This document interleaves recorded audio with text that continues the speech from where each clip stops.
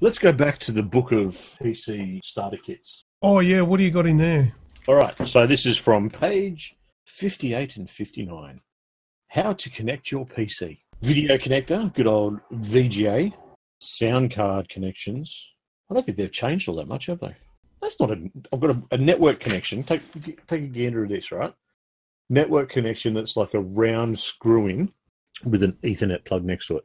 A round screw-in? What do you mean? Yeah, it kind of looks like an antenna connector. Oh, I need a pic of that later. I don't know what that is. Parallel port for your printer. So I remember those. They were such a pain in the neck to get them to work, and then when they brought out USB, I was like, oh yes. Thank you. Power in and power out for your monitor. Oh yes, I remember that because I remember back in the old school, the monitor power plugged into the computer. Yeah, and both those thick, heavy 3-pinned bloody plugs too. Yeah, like the old fat PlayStation and like what PCs still use actually. Yeah, like that. I've got 400 of them. Yeah, in they're the box everywhere. on my desk. Everywhere. Serial ports. Mouse and modem go here. Most computers have either 1 or 2 serial ports, also known as comms ports. Yeah, they sucked. USB really changed the world of computers. Do you remember the old keyboard connectors? Yeah, the PS2. Or no. Oh yeah, there's some version of the PS2 one. The circle one, or yeah, the circle one. Yeah, that's PS2. Is it? Yeah, the circular one's PS2 mouse connector. Yeah.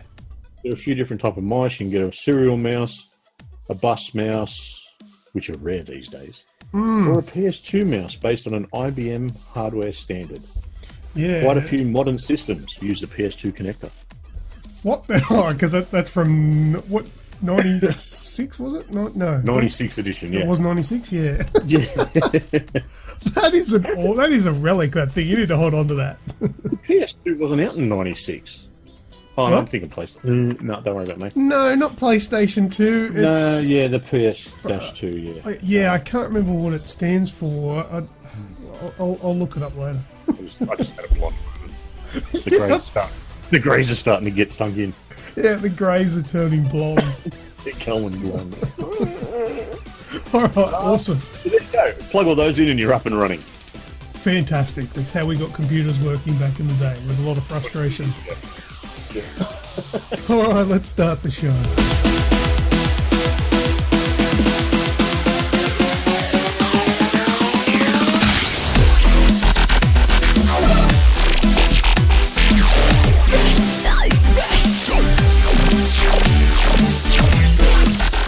This is episode 211, and today is Friday, the 4th of May 2018. Snoogs. Happy Star Wars Day. May the 4th be with you. Indeed. Nice. Welcome to the Aussie Games Express video game podcast. I am your host, Lucas, and here with me today is my co-host and very good friend, Snoogs. How are you, buddy? Obi-Wan Snoogs tonight, thank you. Oh, very good. And you could just call me Luke. You're not my father. Oh dear, but however this week we don't have the lovely Remutha and we don't have Grejio because they're celebrating a new family member. So congratulations to them. They've got a new beautiful daughter who is happy and healthy, so is mum. So they're relaxing tonight at home. They're probably sleeping because they're probably buggered from last night. Yeah, I dare say so. Good on them. So we'll welcome them back in a week or two or whenever they're ready. Alright, before we start, here is this week's show in preview. First up, we'll do video game discussion, and then we're going to do a new game that I created, so it's going to be pretty simple. It's called Age Game. And then we're going to do... Yeah, Age Game, yep. I win. No. Oh, you could win that one, but... Yeah, that's not exactly how it works. But anyway, then we'll do What's That Sound and then Last Words. I'm predicting it's going to be a fairly short show this week because it's only the two of us. So let's go straight into video game discussion.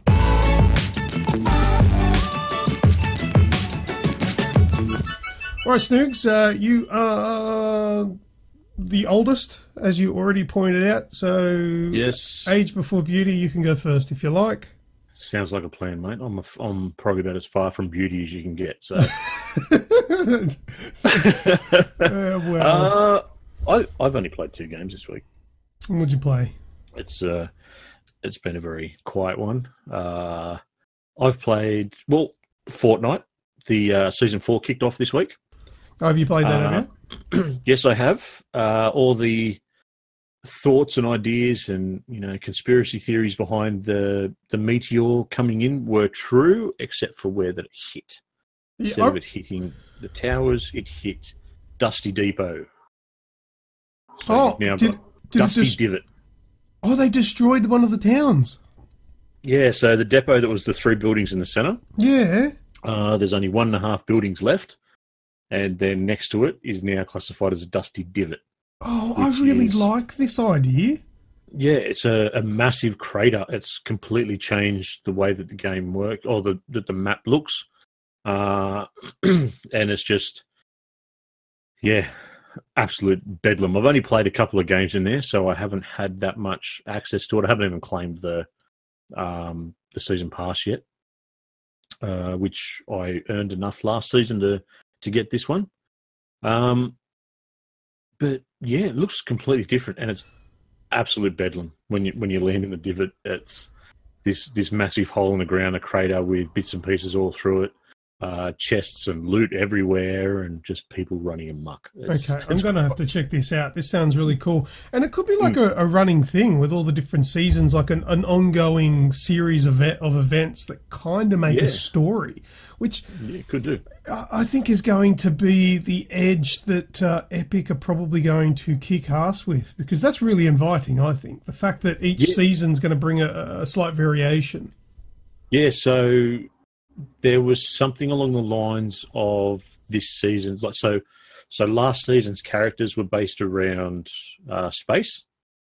Yeah. And this season's characters are apparently based around like superheroes. Yeah, so I've heard. Have you gone through what the tiers give you yet? I haven't. I turned it on the other night after it was finished updating, which was like a 9-point-something gig update. Yeah. And just I think I had 1 or maybe 2 rounds, and just sort of went to bed. It was quite late.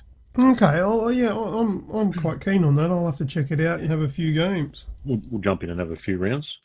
Yeah. Have a bit of a laugh with it. Yeah, but it's still it looks good. There's apparently some part of it where you can actually run into aliens, and a few other bits and pieces, and some of the skins look. I've only seen sort of basic pictures on Facebook and whatnot. They look pretty epic, which is cool. Yeah, that's about it. All right, and can I have a guess? I don't expect a prize, but can I have a guess of what your other game is? Mm-hmm. Wanda. Go for it. Wanda? Slight miss. That was just a slight one. Clearly joking. God of War, how's that been for you? God of War. God, let's just start it off with God. I wish we could have a no hold bars discussion about this right here, right now. Oh, have you finished it? No. The the Skyrim aspect of me kicks in when I sort of go past and go, "Ooh, what's that over there?" and I go off into the distance. Oh, submission. If you keep doing that, you're never going to finish it. No, if I was to go by the trophies, I've got 2 trophies left for the story. Oh, okay, so you're close.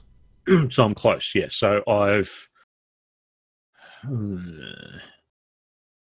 No, there's nothing I can really say without spoiling anything for what I've done. But it's... well, to go by the other trophies that I've got, I've completely... I've got the trophy for looking... what is it? The Lake of Nine? Seeing what all the Lake of Nine has to offer. Okay, so you've been to all the little islands or whatever? Yeah, I've been everywhere on that. Yeah. I think I've killed 2 Valkyries. I've got to ask you. And yeah. The World Serpent. Mm-hmm. Tell me you've played that on your surround sound stereo and heard it speak. No, I've only had it on this headset because I still have it plugged in the office.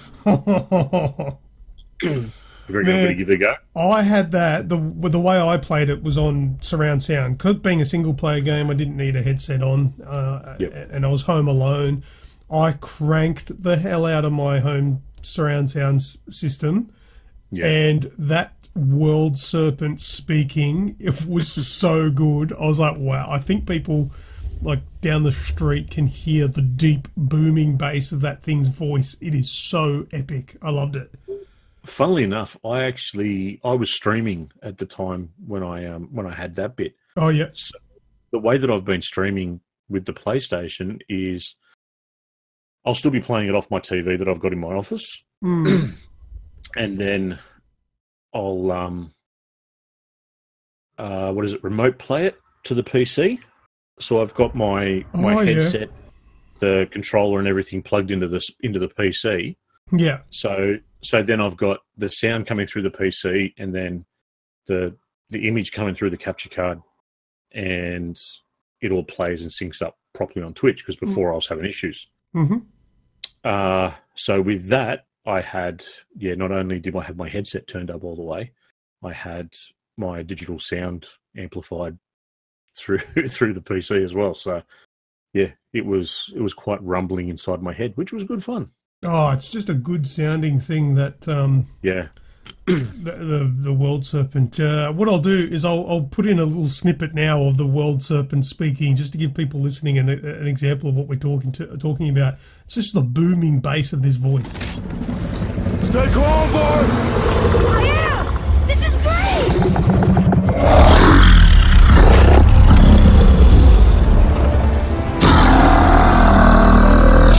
It speaks? Yeah! Mom said he's friendly! What does it say? I don't know!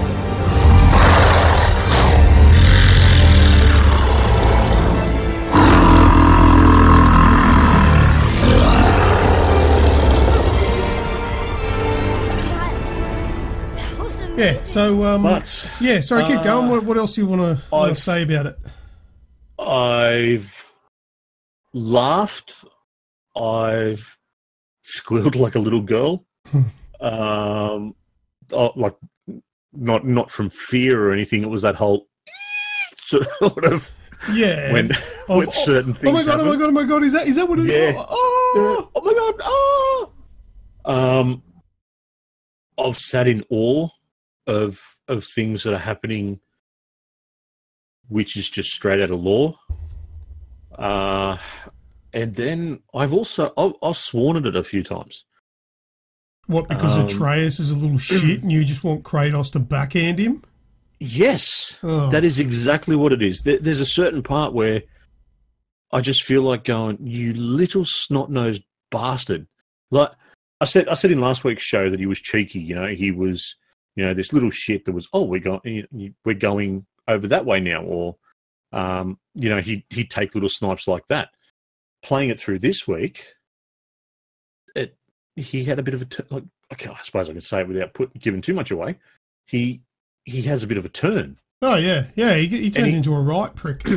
He turns into a right little arsehole. Yeah. And I'm just like, okay, all right. Well, let's keep going, see where this is going. And I may have roused on him once or twice. Yeah, a little. I reckon they had the dad voice come out.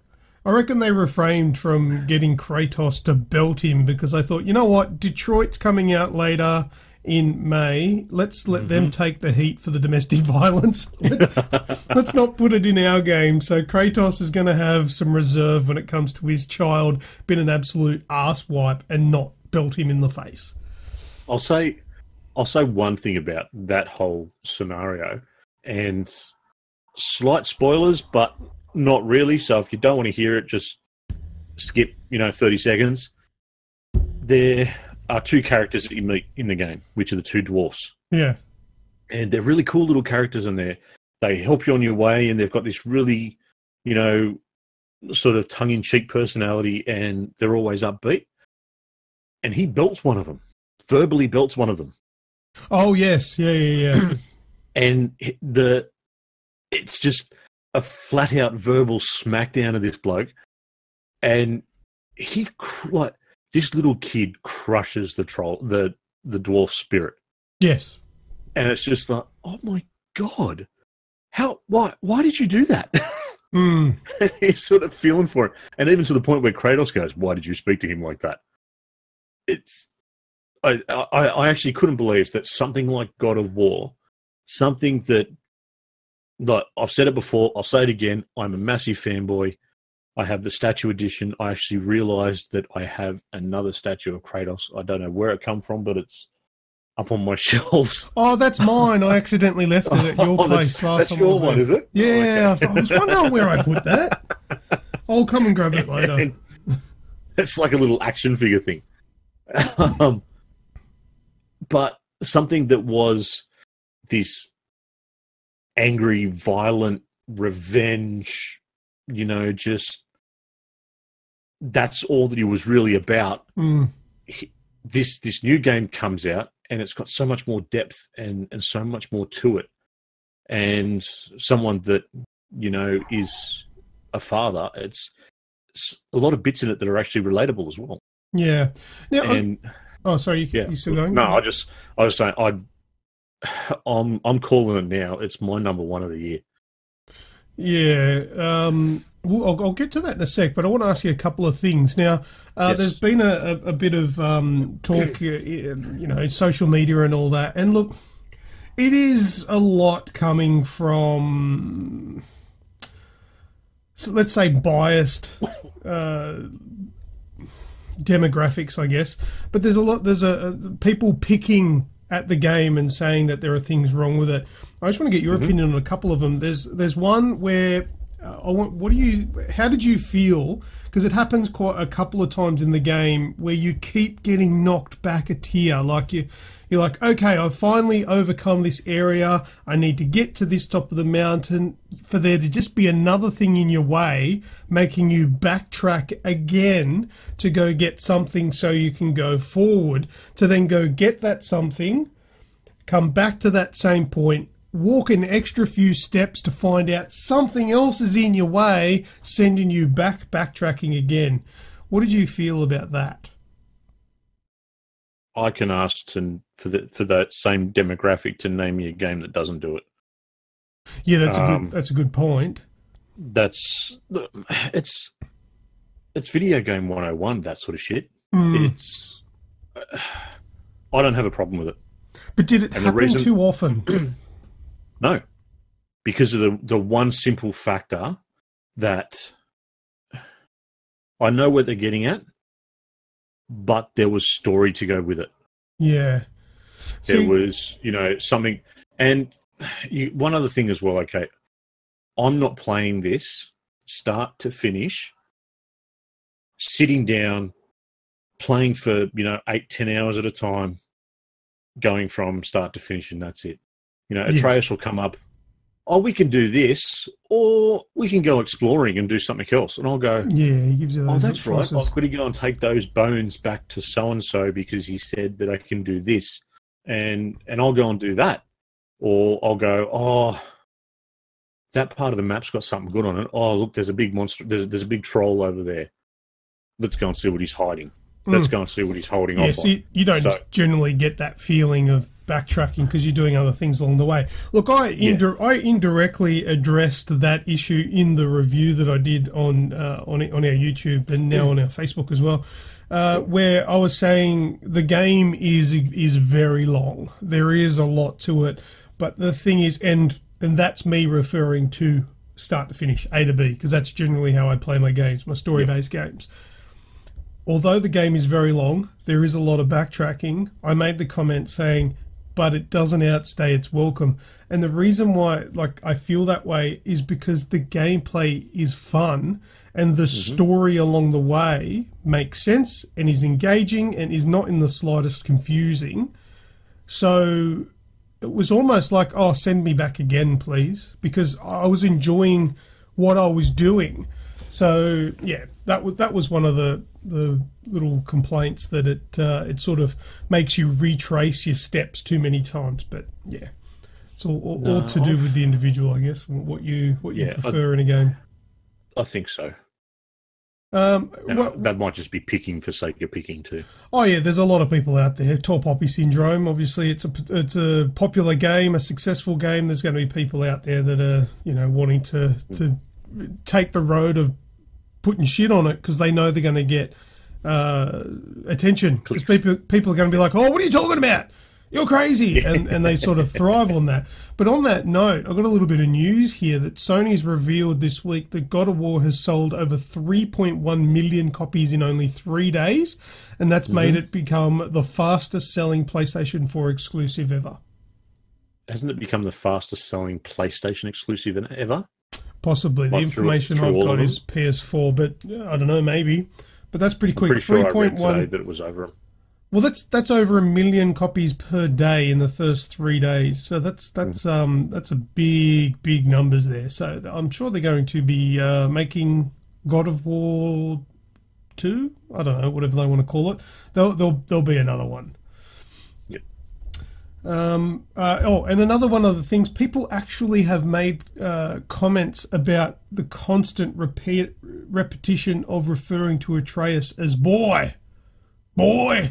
Yeah, that's become its own sort of meme, hasn't it? Yeah. Look, it is a lot. He does refer. Let's be honest. How many times of him saying Atreus? Okay, my whole thing on it. Okay, boy's just a generic term. He's just boy. This is what to do. Boy, do this. Boy, do that. It's very basic. It's very generic. When there's fear in Kratos' voice, he yells for Atreus. But you think about it as well. This is my argument back to that, where the people are going, "Oh, why does he always call him boy?" If I thought about how many times I called my daughter by her actual name, it would be fairly similar. Although it's kind of condescending with the what boy is generally known as.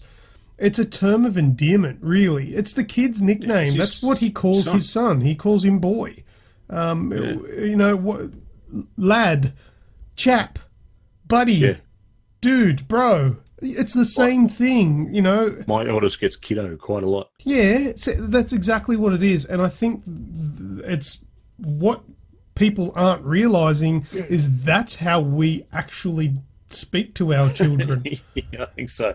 But and the other big thing is that when he does yell out for Atreus, it sounds so much more powerful. That's right. It's more meaning. He does it. Yeah. It's either he wants his attention or there's something wrong. It's like when your kid's in trouble, you say their full bloody name, including middle names. Yeah, watch him run. Yeah, so I look, as much as it could sound like we're just sticking up for the game because we like it or whatever, there's the arguments that I've heard so far saying that the game is no good because of this, they're all really petty. Yes. I'm all for, okay, there are some issues with the game, but a lot of them I can't even remember because they're so insignificant. There's one mechanic in there that I really hope they patch, and it probably won't make much difference to me because I've probably encountered most of them now. But did you start to get annoyed with the fact that when you would sort of get up to an area and you could kick down a chain as a shortcut to go up and down? Yeah. But when you kick down the chain, he automatically jump on it. Jump on it. Why would I want to go down? Like, I've just gotten up there. And there's a shortcut to go back down and up. Why would I want to get on the chain? I'm just kicking the chain down so I can use it later. Yep. But he automatically gets on the chain. That's probably one of my biggest complaints in the game, that I had to then climb up and get off the chain to progress. The funny thing is, it's probably my only... I wouldn't even call it a complaint from me. It's a nuisance. That's probably it. And it's probably the only one that I've got. Some of the puzzles, they're while still good, they're also a little bit frustrating. Which puzzles? I thought they were mostly pretty easy. Oh yeah, no, they're easy, but I think the simplicity is part of the frustration as well. Oh, do you mean like they're easy to work out, but to execute them can be just a little bit tricky? No, not even that. There's certain ones with the like the spinning blades or the spike from the roof. They're good, but they're good the first couple of times. After that, they get a bit, oh, here we go again. We got this again. And that just, there's been a couple of them where it's, I've walked through them, but it was one of those things where it's like, oh, that was, pointless at being there. Didn't need to be there. Oh, okay. They didn't bother me. Yeah. But mind you, these were on side quests. They weren't. Oh, okay. Yeah. So you may have encountered them more often than me. Yeah. So that was during a side thing where it was like, oh, that was, that was simple, and it didn't feel like it was needed. It just kind of felt like this is just here to slow me. Okay. But yeah, wasn't a challenge. It was just a slow down tactic. Is what it felt like. Yeah. Okay. But yeah, that's it, mate. Other than that, I've not had any issues with the controls. I've not had any issues with the visuals on it. It's got me hook, line, and sinker. And I know I'm a fanboy. I always have been, but I still call a spade as well. If it was shit, believe me, you'd hear it first and loudest from me. But I love it. Well, I can't get enough. Near on 30 hours of gameplay for me, and I didn't have it crash once. I think that's a pretty significant thing as well. No crashes, and I played it pre day one patch. There was a patch when I played it because I played it before release. So it was like patch 0, and then there was the patch that came out when it launched. And I had not one crash whatsoever, which is pretty impressive. But, but anyway, we're safe to say we're enjoying God of War. It was a very good game. Yes, I have apparently 20 to 30 hours. You can get the platinum. I'm at about 22 to 25 hours, somewhere around that sort of line. So, what about Remutha? Oh, he got it. Well, 3 days. It was like 3 days, and he platinumed it. Yeah. Oh, God. But what about? I want to make mention as well, sort of on topic still with God of War. You posted up the picture on Facebook of what's his name, Jason Momoa or whatever? As it was just a photoshopped thing of him on the front cover of a Netflix movie or something. Was that what it was? Mm-hmm. Yeah, it was a fake thing someone put up saying that. It was for Netflix. It was going to be out in July or something. Yeah. But somebody commented on there, I don't have it handy because I've only just thought of it, but somebody put on there that, no, not him. He doesn't deserve stay away from Kratos or whatever. Yeah. You know what? The only thing I can think of is, like, saying that he doesn't deserve the role. Like, like, has he not been paying his taxes? Is he like rude to his mum? Like, what do you mean he doesn't deserve it? I don't understand that comment. I don't think. I think he copped a lot of flack for Aquaman. I don't know why, but a lot of people didn't like Justice League. I personally did, and I actually especially liked the Aquaman part and how he played it. Yeah, you know what I say though about bad acting. I think a lot of bad acting should and can be blamed on bad directing, and the reason why that I've seen there's you didn't watch Breaking Bad, did you? No, I didn't. Well, try and use this as an example anyway. There was a police officer in Breaking Bad, and he played a fairly good role, and I liked him. He was a good character. This same actor was then in... Do you remember that Dome TV show, Under the Dome or whatever it was? Yeah. That same actor was in that. He was the bald guy with the belly. Oh, yeah. Yeah, same dude in that show, and his acting was atrocious. Mm-hmm. You can't tell me that he just lost all of his talent.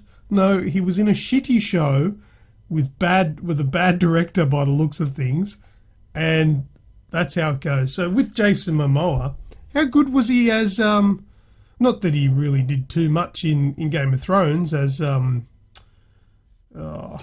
wasn't it? Draco. Drake, yeah, something like that. Yeah. He was good in that, but I don't think he spoke in that. But anyway, he was awesome in Stargate. Was he in Stargate? Yeah, Stargate Atlantis. What did he do in that? Like, was he one of the... Yeah, one of the main characters. One of the team. Oh, okay. Yeah, no, I never saw it. But anyway, I just wanted to bring that up. I just thought it was a strange thing to say. He doesn't deserve it, but I'm sure there's reasoning behind it. But as always on the internet, people say things but don't back up what they're talking about. No, he doesn't deserve it because... There's no backup. He doesn't deserve it because he's 5'11" and Kratos is 6'8". I don't know, dude. That's what the internet needs more of. Justification. Yes, but anyway. Can't have that. No. Yeah, so he played a character called Ronan Dex, which was one of the main teams from Stargate Atlantis. One of the main characters from the team on Stargate Atlantis. Yeah, I only ever watched SG-1, so I'd never really seen any of the other ones. You need to watch Atlantis. So cool. Okay. So what about yourself, mate? So that's me for the week anyway. It's not much been going on. Don't have too much more, but finally we got to play Deep Rock Galactic, and bloody Greg and Rem aren't here. So we'll talk about it again when they come. But Deep Rock Galactic, we played it. We took like 3 weeks after we said we were initially going to play it till we actually played it, and I'm probably never going to play it again. Mm-hmm. Oh, that game.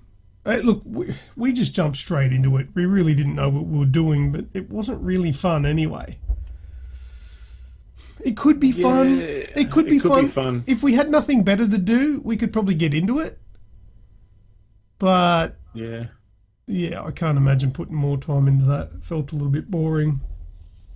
Yeah, it was missing something. Yeah, I think it's only in preview. It's early access or whatever, so it may get better. They'll add a few things to it. But at the moment, it's free to play for an hour on the Xbox. Mm-hmm.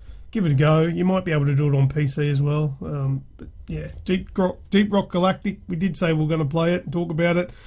We'll ask Greg and Rem what they thought about it, because I think their tastes vary as well compared to ours. Yeah. Dead Space 2 I played. So that sort of came from nowhere. I've been crook for quite a while, and I think the only thing I can attribute it to is a severe reaction to like the high pollen counts in Sydney. I've never suffered from hay fever before or allergies. It's another thing. Another thing we can thank getting old for, I guess.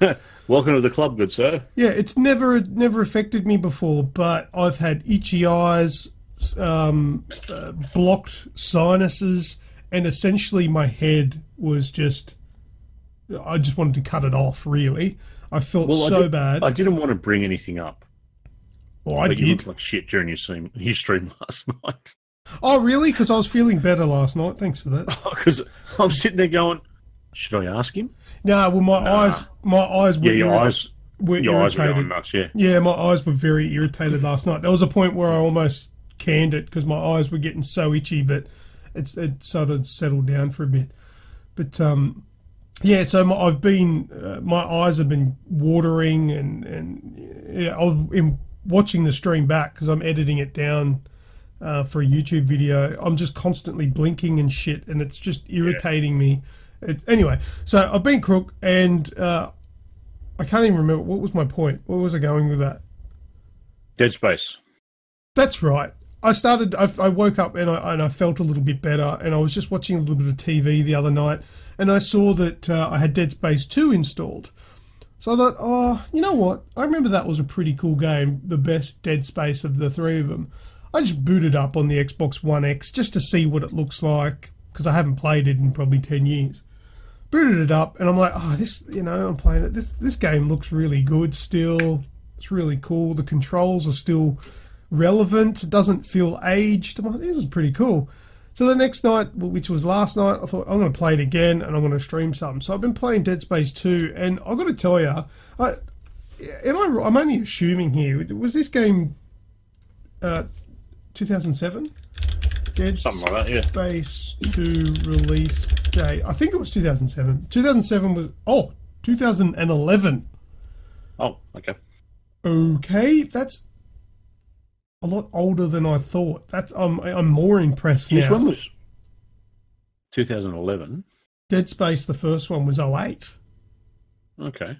Wow. And I've got to say, the first one still holds up pretty well as well. And the graphics still look good. Controls are good. That's one of the best games that have aged that I've played in a long time. Because, say, games like Grand Theft Auto, I don't even like playing Grand Theft Auto 5 anymore because the control scheme's so aged. I don't like playing it. It's awkward.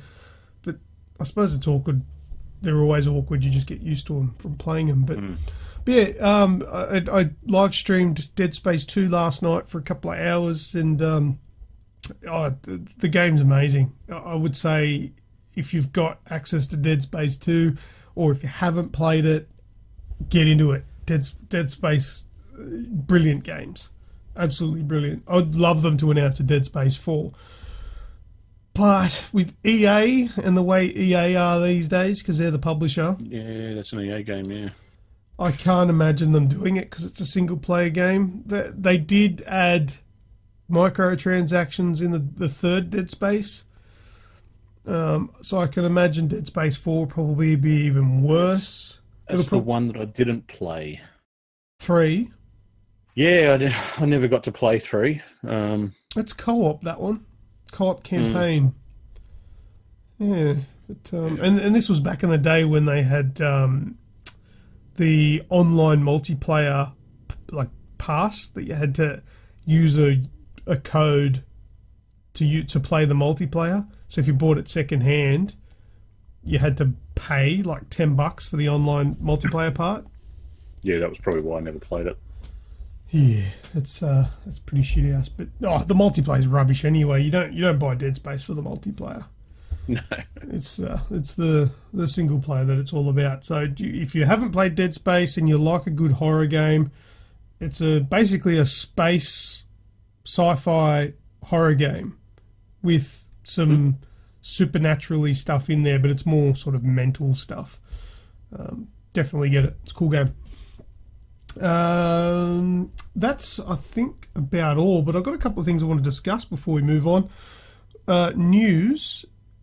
For Destiny 2, for anyone that's interested in Destiny 2, look, I'm not particularly, but Activision have made a bit of a call here saying that their next expansion is going to include a mode that is new to first-person shooters as a genre. Could you maybe have a guess as to what that could be?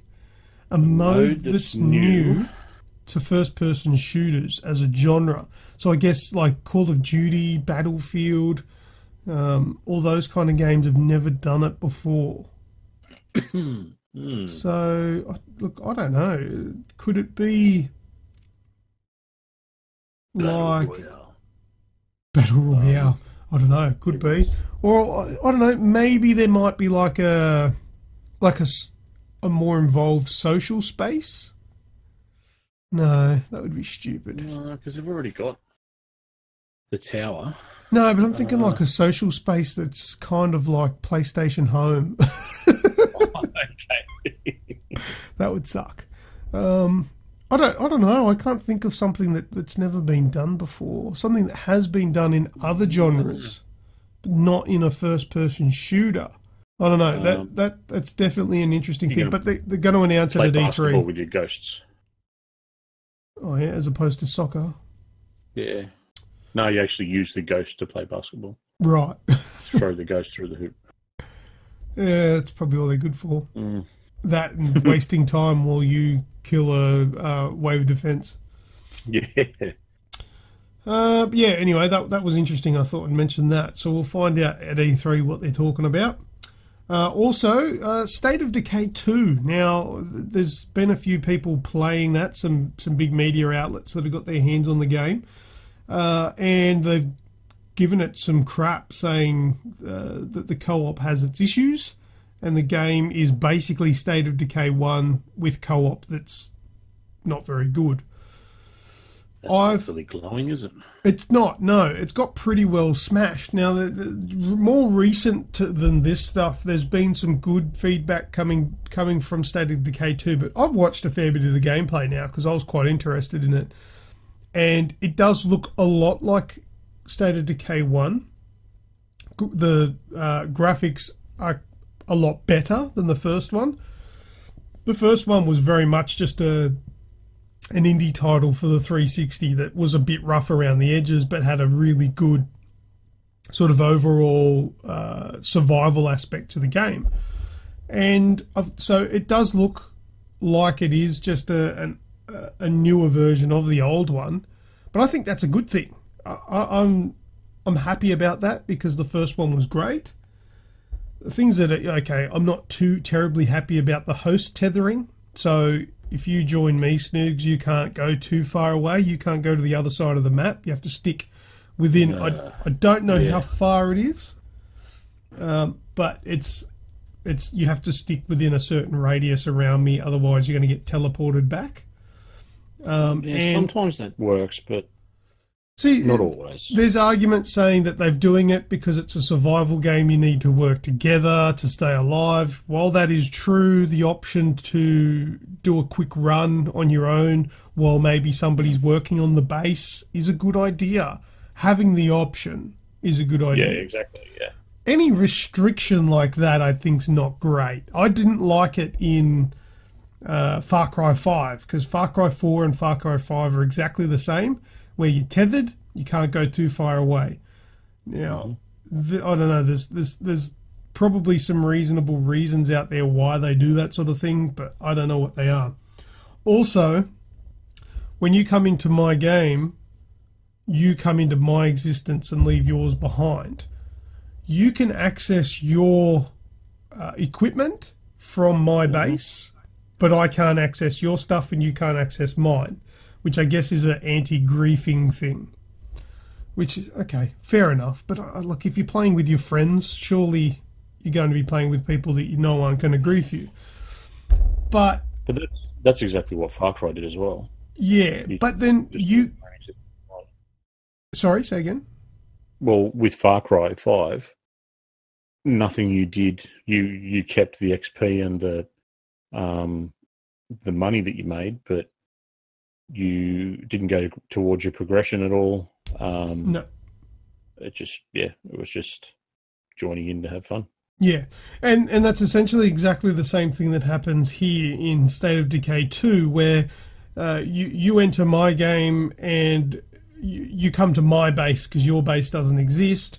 You can't build in my base, and you can't alter anything in my base. Once again, an anti-griefing thing, but I think it would be good for you to be able to assist in what's going on. I think they've gone a little bit too safe with the anti-griefing. And maybe they could have had that as an option to restrict base building or restrict access or whatever. These sort of things as options would have been a good idea. But the thing that I don't like is that we can't play the game together and then you leave and continue from where we got up to. Because if we play, like, let's just say, just that for an example, we both get on day one together. We've both got nothing. And we play through half of the game and then, oh man, it's getting a bit late, I'm going to bed. You need to do all that again. You need to start from scratch with the story part. You know, you get to keep your XP or whatever they want to call it in this game. I guess maybe you could upgrade your gear. I hope you can take, if you find a weapon in my game, I'm hoping you can take that with you. I think you can. But yeah, all of the story progression and all that sort of stuff and the base that we've built and all that sort of stuff, you've got to go and do that again. I don't like that. Yeah. I don't. Yeah, it's probably a lot harder than we think to implement stuff like that. But What's that? Dead by Daylight, is it? Dying Light. Dying Light. That's got the perfect style of co-op. Well, it is, yes, because the story... Actually, I don't know if you can help me out with this. I was having a Twitter conversation with a couple of the boys the other day, and I couldn't remember for the life of me what happens if I'm, say, 3 story missions ahead of you and you join me. Your story won't progress then, will it? I don't know, because I've never done it. You've always joined me. Yeah. You've finished the game, I haven't. Yeah, I'm not sure, because if you join me and I'm 3 stories behind you, you'll just redo the story, yeah. We'll just redo the story, and then when we get to the point where you haven't done yet, it will progress for you. So then when you go back to your game, you're up to where we were up to. But I'm just not sure if you've skipped missions. What happens there? I don't know if I've ever experimented with that. But No. You're right. I reckon Dying Light was the best example of how to do online co-op. I mean, a little bit different. There's no base building in Dying Light.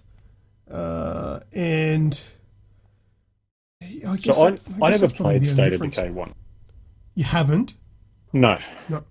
So if I end up getting my hands on 2, that'll be my first foray into it. So is it like, does it fall in a genre? Is it like a base building thing, kind of like a Minecraft? No, it's a zombie survival game. When it comes to base building, it's kind of like an Age of Empires.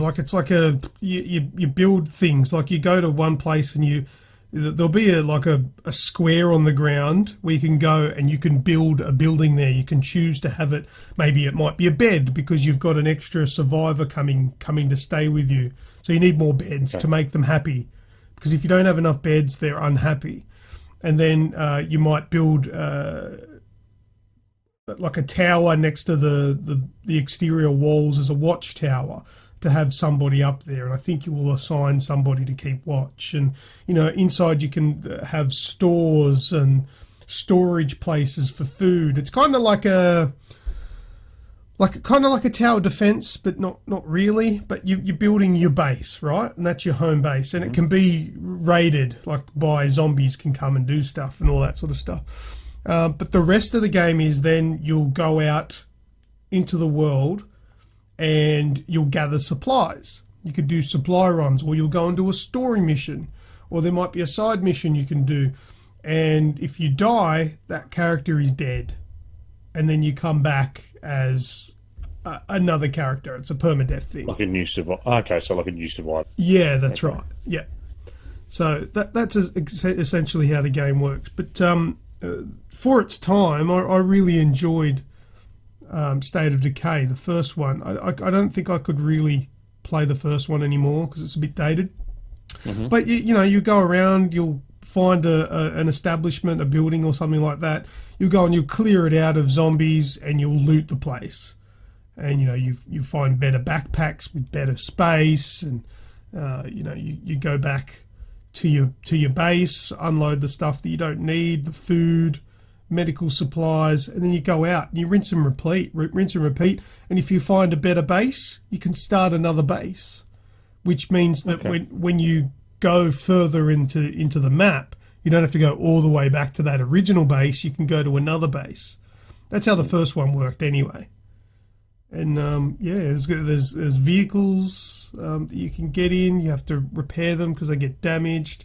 There's heaps of different types of zombies and infected. There's the bloaters, there's the exploders, the real fast-moving ones, the screamers that will attract more zombies.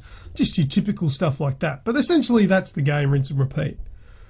Okay, yeah. And the one thing that I always complained about with the first one is it needed co-op.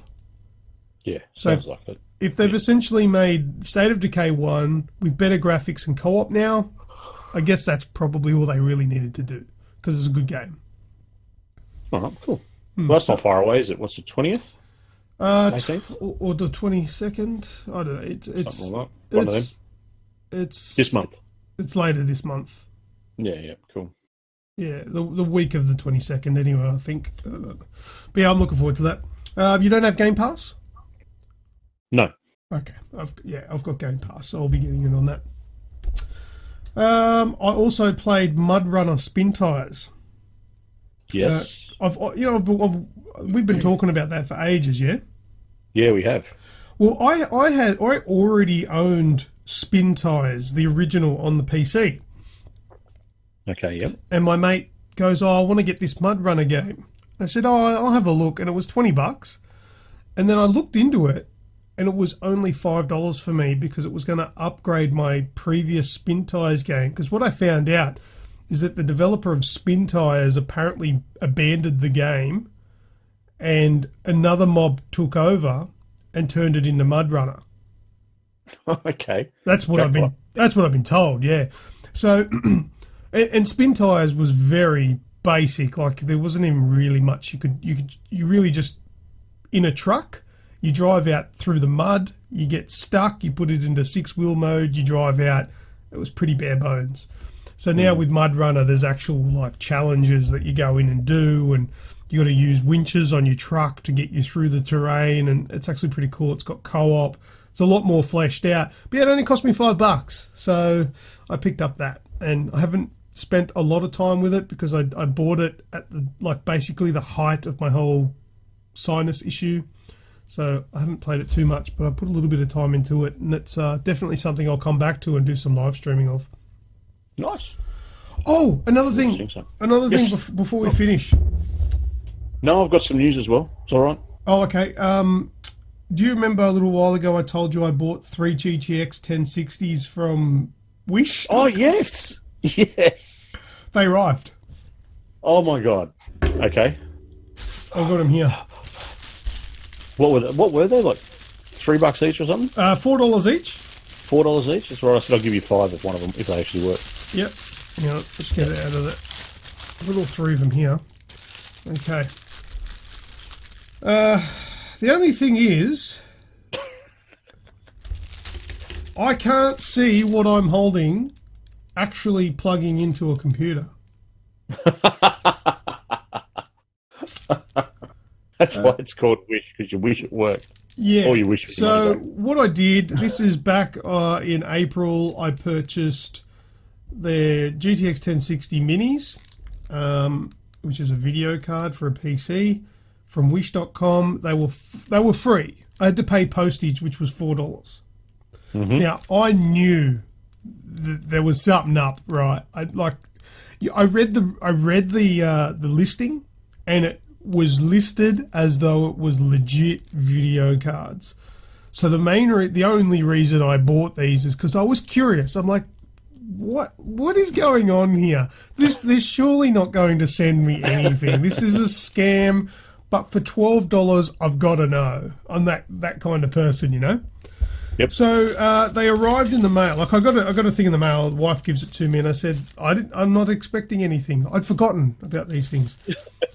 And I grabbed the package, and yeah, it says my name on it. It says my address, description of contents, and it says here 3. Yes, 3. There should be 3 video cards. 3 cleaning brush. I have 3 brushes. They are brushes. Actually, I haven't opened it up yet because they're a strange looking brush. But it's a brush. It's got bristles. This is my GTX 1060. Oh, that's brilliant. Because you sent me the link, so I went and had a look at it as well. Because I bought... Oh, what did I get off Wish? No, I can't remember, but it actually ended up being like it was legit.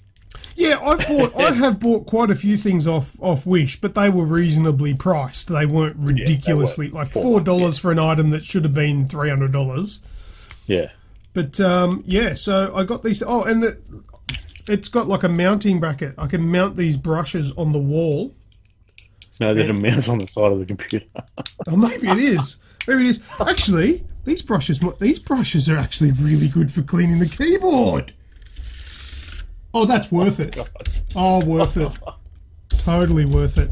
But anyway, what did I press? I pressed something on the computer. No, don't do that. I contacted Wish and said, where are my GTX 1060s? I paid good money for these, and I expected that they come. This is what I got in the mail, and sent them a photo of the 3 brushes. They replied back saying, can you send us a picture of the tracking number, and we'll look into it further. So I sent them a picture of the tracking number, and in the next sort of couple of hours, I got a message from PayPal saying that I'd received a refund. You're damn right you refund my money, because this doesn't... You lied! This is like... But that's the thing, if Wish... Like, I did get my money back, which I didn't care if I got it back or not, because I went in knowing there was something up. But if Wish.com are going to allow listings to be so... what's the word? Oh, geez. Can't think of the word. It starts with D, when you're pretending to be something you're not. Deceitful? Deceitful, thank you. They're going to be so deceitful with their listings, then I will never buy anything else from Wish ever again, because that is an atrocity. That is terrible. I've gotten a few things off there where they've come across, this is free, just pay the postage. And I've actually got one in my hand now, which is a Scio Team mini multi-memory card reader.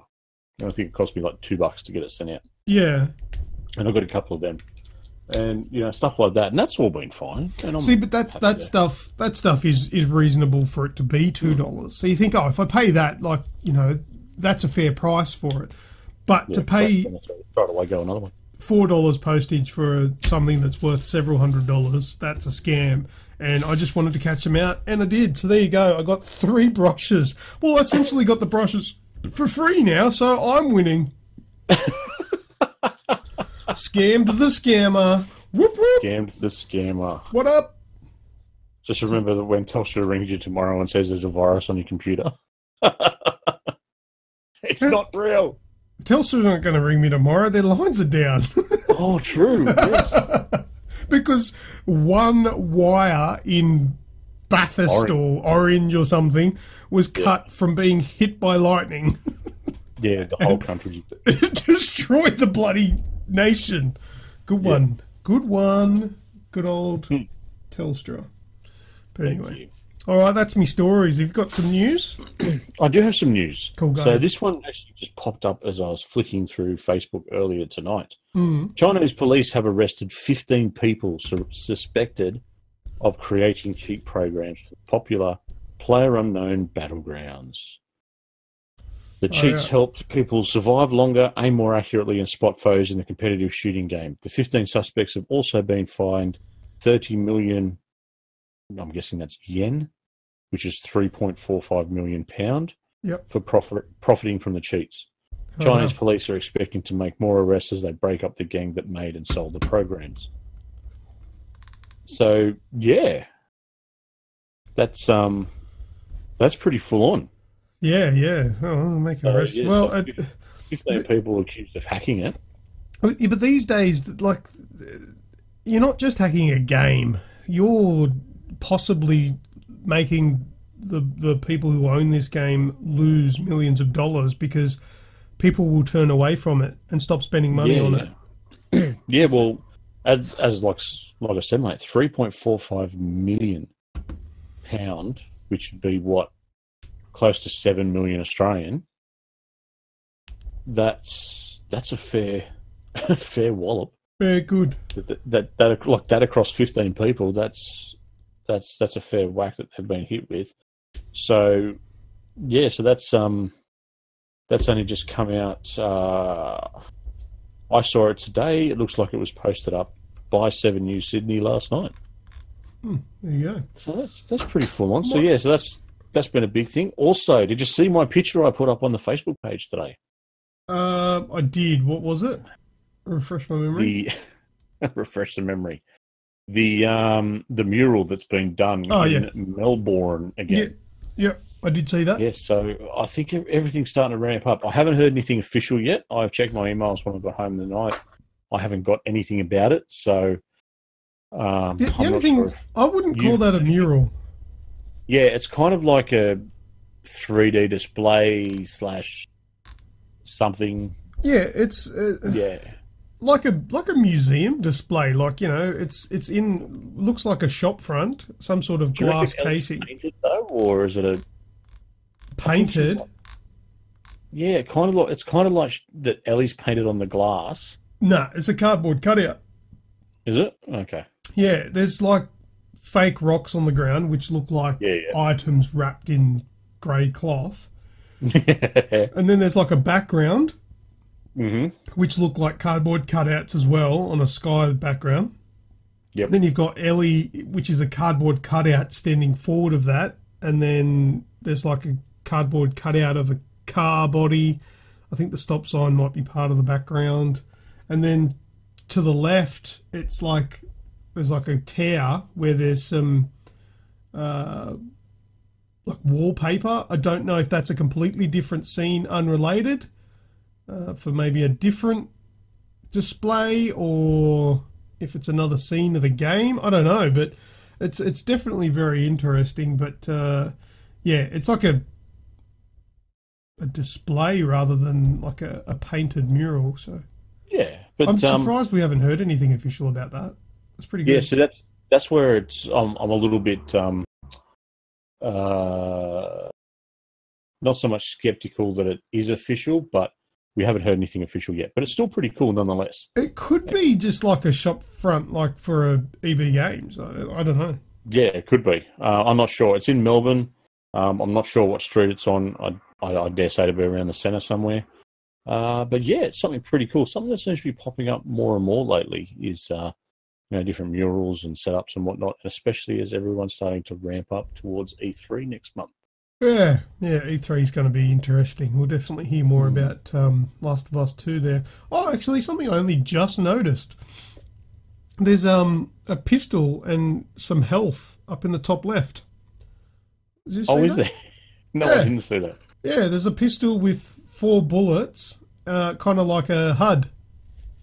Oh, okay, cool. It sort of blends in with the reflection. I didn't notice it, but yeah, it's like a health bar, med packs, a gun, like a pistol, a 6-shooter, and 4 bullets remaining. hmm Kind of like a HUD on the top left there. Interesting. Yeah, cool photo, man. Yeah, yeah. I thought I saw that pop up this morning and thought that was pretty cool. Definitely. One other thing that I'll have a quick talk about is I put up a video a couple of days ago in regards to Guns of Icarus. Right. Guns of Icarus Alliance. So that's a new game that has just been released. It was released on May 1. I think it might have been 2nd of May here for about $25. It is a team-based pirate airship combat game. Okay. Uh, the big thing about this one, not only does it look kind of cool, which we'll actually talk about it a bit more off air, but they're claiming it's the first to offer cross-platform play and voice chat between PS4 and Steam players. Oh, okay. Yeah, so it's cross-play and voice chat as well across between PC and PS4. One of the big things that has come across from one of the engineers that worked on the games, Guns of Icarus Alliance plays naturally on the PS4, so console players will have no trouble taking on their PC counterparts, was said by Howard Sow, as team lead at Muse Games, which is the developer. One tip he's got for PS4 gamers, the key to successfully conquering the skies is working together as a team. So yeah, it's a full team aspect. It's kind of like a Sea of Thieves type thing, but you're in pirate ship air balloons. Right. I saw it a couple of years ago. I actually think it was either something that was teased at an E3 or something similar. It has been on PC for a while. There's 2.2 million users currently on PC with it. So it actually looks pretty cool. So make sure you check out the video on the page and let us know what you think. Okie dokie. Nice. Cheers, man. No worries. That's it for me for now, mate. All right, well, that's it for video game discussion then. Let's move on to this new game called Age Game. All right, allow me to explain how the game plays. It's fairly simple. It's basically this or that kind of game. So, give you 2 video game characters. You tell me which one has the oldest voice actor. Oh. Okay, I've only got 5 of them because it took a lot longer than I anticipated to gather all the information. I actually was going to do tell me how old the character was, but that proved to be even harder. Oh my god! Some places I found the characters had different dates of birth depending on where you got the information from. Oh, some of them were saying, oh, they were born between this date and this date. I'm like, what? That's not too hard. So I thought, you know what? I can go with the voice actors because they're real people and I can get their date of birth off IMDb. Easy. Right. So that's it. So the first 2 is Nathan Drake and Joel from The Last of Us. Who has the oldest voice actor? Should I give you the name of... Is this a trick question? No. Nolan and Troy, isn't it? Nolan North and Troy Baker, correct. Troy Baker. Oh. Which one is older? It'd have to be Nolan, wouldn't it? Troy's about my age. Oh, really? Actually, this one was quite interesting. I was a little bit thrown away with how old Troy Baker is. Really? I thought not, because I thought Troy was in his late 30s and Nolan's in his 40s. Well... No? No. The answer is Nolan, so you're correct. But Nolan North is 47. Troy Baker is 42. Oh! Okay, so he's got a couple of years on what I thought he was. He's a good-looking lad for 42 years old, I'll give you that much. All right, so there you go. You're correct on that one. Woo! All right, next one, number 2. This one, I guess, might be tricky. Kratos from God of... Judd? Yep. No. Kratos from God of War 3. Oh, Clancy Carson. And Kratos from God of War, Christopher Judge. Oh, God. Can I call you Crate? No. I remember that. Jeez. Oh, that's... Is Christopher the younger one? Which would make Clancy Carson the older one? Older? Is that your answer? Yeah, that'll be my answer. Okay, so Clancy Carson was born 19th of November 1958. Yeah. Makes him 59 years old. And Christopher Judge was born on the 13th of October 1964, which makes him 53. So you're correct again. Doing well. But they're a lot closer. If you have a look at them, like I would have thought Christopher Judge would be a bit younger, but not much. There you go. 2 from 2. Nailing it. Well done. That's right. Teal'c. That's he'll always be Teal'c for me. Yeah, it's kind of a bit like that, isn't it? All right. Now this one, as long as you know the character, it might be a little bit easier. But Lara Croft from the 2013 reboot, which is Camilla Luddington, not to be confused with the girl that's in the latest movie. That's not her. And Alex Vance from Half-Life 2, which was played by Merle Dandridge. Oh, surely just... Ooh. Camilla Luddington, Merle Dandridge, Lara Croft and Alex Vance. Logic would say that Alex would be the older one, just because of how long ago Half-Life 2 actually was. Oh, good logic. Very good logic. Yeah, we'll go with that. We'll stick with logic. Okay, so the older one is Merle Dandridge. Correct. She's 44. Camilla Luddington is 34. So 10 years difference there. Oh, that's 3 from 3. Oh, Merle's doing all right then. That's what's that? Nolan? No, Merle. Merle. So Half-Life 2. So she would have been late 20s when Half-Life. That's good for a voice actor of that caliber. Yeah, cool. There you go. All right, now this one's going to be a little bit tricky as well. Super Mario. Okay. And Agent 47 from the latest Hitman game. So we've got Charles Martinet and David Bateson. Charles Martinet from Mario. Mm-hmm.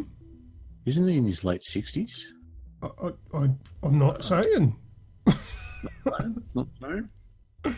We'll go with Mario being the older one. So as Charles opposed to Agent 47. Charles Martinet older than David Bateson? Yep. That answer is incorrect. Oh, really? Charles Martinet is 52 and David Bateson is 58. The good old voice of Agent 47 there. Yeah, yep, fair enough. All right, last one. To give you a 4 out of 5 if you get this one right. Marcus Phoenix and Geralt. No. Marcus Phoenix is played by John DiMaggio and Geralt is voiced by Doug Cockle. So who's the older one? DiMaggio or Cockle? Hey Doug Cockle, how you going, buddy? Yeah, gut's telling me DiMaggio. Where did you go, John DiMaggio? All right, so you want to go with John DiMaggio, the voice of Marcus Phoenix. He's older than Geralt, which makes Doug Cockle the younger. Is that your answer? Yep, that's the answer. Gives you 4 out of 5, buddy. That's correct. Woo! Isn't Joe on The Simpsons as well? No, John DiMaggio is famous to be the voice of Bender from Futurama. Or his full name is Bender Bending Rodriguez. Yes, excellent. Oh. There you go, well done. There's a nice little new game for you. You know what I like about those kind of games is they're informative as well as a little bit of a challenge.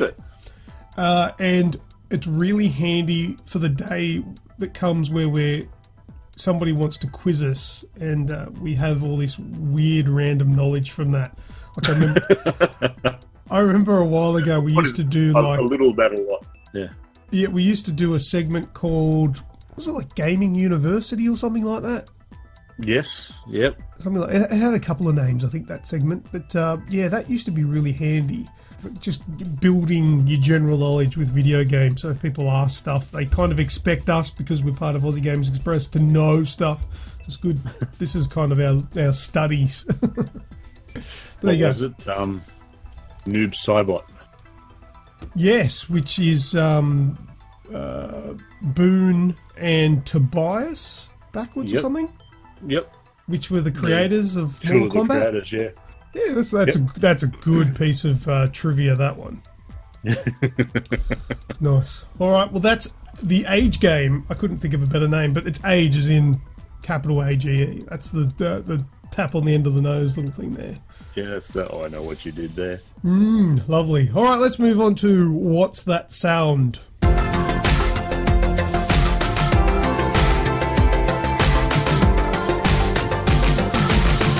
Okay, What's That Sound time. Last week, I don't think either of you guys got the What's That Sound, did you? No, but we had Kaz in the chat got... that's right, yep. Got it correct. It was this one. Hang on, let me fix this up. I think that's right. You should be able to hear this. Chicken. Did you hear that? Chicken. That's right. That was last week's What's That Sound? And that's from Tekken. Tekken, that's right. I believe that was from the single-player campaigns when you would pick up health. Like, did you ever play the side-scrolling campaign from Tekken? Oh, not for years. Yeah, it was just like a health pickup, and he would go, chicken! Yeah. Weird. Real strange. But, you know, those games generally are. What got the idea from? Sorry, what? It's where PUBG got the idea from. Oh, yeah, maybe. The chicken dinners. You know that there are a lot of millennials running around today believing that winner, winner, chicken dinner, that phrase was created by PUBG. I believe the children are a culture, and it's pretty fucked up if you ask me. That phrase, winner, winner, chicken dinner, has been around longer than you and I has. That is an old thing, old saying. It wasn't a PUBG thing. They just used it. Stupid. Let's just let them have it. Yeah, absolutely. All right. You know, because otherwise we'll have to give them a participation award, and I don't believe. Yeah. That's what I say when my daughter brings home an award. I'm like, what did you get that for? And she said, for being part of it. And there was a participation award. She's like, yeah. And I went, come back when you give me something for doing something. Put it on the bottom shelf. Yeah. I'm my shit dad, by the way. She gets home and I go, girl, clean your room, girl. Can't call her boy. Anyway. This week's What's That Sound? Hold on, did anyone get last week's? Oh, yeah, Before you get into that? Kazza. Just Kaz? No one else? Yeah, I don't think so. What are you people doing? Yeah, no, nobody plays it Oh my anymore. God. People are listening. People are listening to the show because I've got the statistics for the feeds, and the show's still getting the hits that we always get, but nobody cares about What's That Sound anymore. Come on, have a go, peeps. I don't know. I even tell them just make up an answer, but no, whatever. I enjoy it, so it's not going anywhere. Oh, I enjoy it. All right, have a listen to this week's one.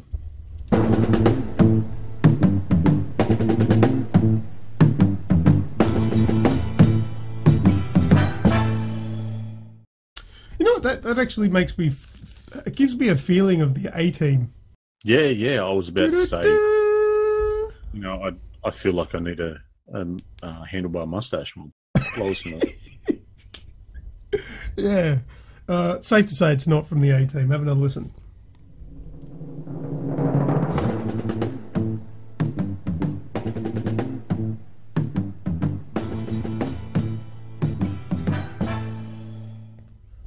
Any idea? I guess that's a no. No, I'm kind of thinking, is it something like Blood Dragon? But I think that was a bit more upbeat. No, it's not Blood Dragon. The only other one that's sticking in my head, it might be, was Serial Cleaner. Oh yeah, good guess, but no. Yeah, no, I can see why that might have been it. I'll play it one more time.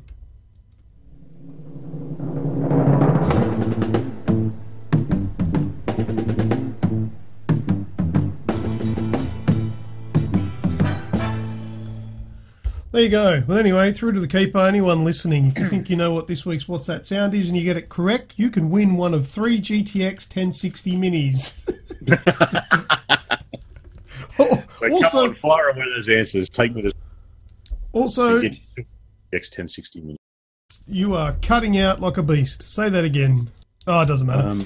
GTX 1060 mini, also known as a mountable brush. All you need to do is pay $4 postage. Oh dear. But anyway, all right. That's the What's That Sound. That one's through to the keeper. We'll see if anybody gets it correct. All right, that's it for What's That Sound. Let's move into last words. The trailer for Red Dead Redemption dropped this week. It did. And you know what I heard? I have a bit of controversy about it. Oh. Bit of controversy from Snoogs. Yeah, all right. Come on. So the controversy is I couldn't get through it. Why? It was boring. Boring as batshit. Oh, okay. I just went, oh, is that what it is? Okay, that's fine. No, nothing. All right, nothing. Not any level of excitement for it whatsoever. All right, what about? I'll give you a little cookie nugget of information about it that might change your mind. Mm-hmm. I've heard, a little birdie on the internet told me that more than half of that trailer was actual in-game footage, not pulled from cutscene. I have heard that as well. See, that's not... It's that time of the night, I think, where you're starting to cut out. I'm only getting every second word. Yeah, just... It didn't do it for me. I don't know what it was. It just... meh kind of feeling. Well, I really just want to see flat-out gameplay. Like, while it probably was a lot of that was gameplay, it was still sort of just standard animations. Like, I want to see HUD. I want to see the reticle on the screen. I want to see actual gameplay. Someone playing the friggin' thing to see what it looks like. While it may look that good, it still felt like a cinematic. So it'll be interesting to see. But I'm excited to play it. There's a lot of people out there saying that God of War, whatever. Just wait till Red Dead Redemption 2 comes out. Hey, it's probably the biggest chance to take a Game of the Year from God of War. But whether it does or not, I don't know. We'll see. But, what do you laugh If it goes by my theory that I had last, God of War's been released at the right time. Oh, yeah, you did have a theory that the games that released early in the year usually win it, hey? March, April, May. Yeah, but it depends on what you believe as well. I mean, whose Game of the Year is true in your heart? Really, the game that you think is Game of the Year is Game of the Year. Exactly, 100%. Just because the VGAs or whatever they want to call themselves these days, just because they nominate a game as Game of the Year, that doesn't mean anything to me or to you. They nominated, what was it last year? Zelda? Breath of the Wild? Yep. The Top Gun. I've got a Switch and I haven't played it yet because I don't have the drive to play it. While it probably is an amazing game, it doesn't really beat my right drum, you know? Like, I would prefer Super Mario Odyssey over that game. So their Game of the Year means nothing to me. So it all comes down to what your personal preference is. It's interesting to find out what other people think. You know, we do a Game of the Year special. But we all have our own, don't we? We don't have a collective age says this is Game of the Year. I say what mine is, you say what yours is, and the others say what theirs is. It's between the three of us last year, I think only you and Deb had one that lined up. Oh, out of like our top 10? Out of our top 10, yeah. Yeah, okay. I can't even remember what my Game of the Year was. What was it last year? Oh, it was Resident Evil 7, wasn't it? Resident Evil, yeah. Yeah. Yeah. That was an early game too, wasn't it? It was like March or something. January. Was that a January game? Mm-hmm. Oh, you might be right. God of War's got it already. Oh dear. But anyway, we'll find out when it comes, say, November, December this year. Find out who the victor is. Still too early to say. What do we? May the 4th be with you today. So, still got some time. All right. I don't have anything else to add to last words, really. I think I've spilled my guts on everything. You got anything else? No. Right. One last big congratulations to Grejio and Rem. I was just about to say that. Yes, congratulations. Yeah. And also kudos again to Radicus. I saw some pictures of him holding his granddaughter. I think it was granddaughter. Did you say something? Nice. Oh. No. Oh, right. I thought you were going somewhere. Oh, no. I saw some photos and beautiful, beautiful babies everywhere. So congratulations to Radicus and Grejio. We'll look forward to having them back when they're ready. Exactly. That's it for this week. But yeah, a normal hour and a half show, which is usually what we punch out together. Yeah, sounds good. Beautiful. All right. Thank you very much to everyone that's listened to the show, and especially everybody that's listening right now that got all the way to the end. Thank you very much. Yeah, that's about all I've got, so I think we're going to play some video games now. Thank you very much. I am Lucas. And I have been Snoogs. Goodbye. Well, here we are once again at the end of this week's show. If you're still hungry for more video game content, then head over to the Aussie Gamers Express Facebook page and give us a like. We also have a heavy presence over on Twitter and YouTube, and their links are waiting for you in the podcast description. This podcast is available for your convenience through Spotify, iTunes, Stitcher, TuneIn Radio, and more. Thanks again for listening. Catch you all on the next episode of the Aussie Gamers Express Video Game Podcast.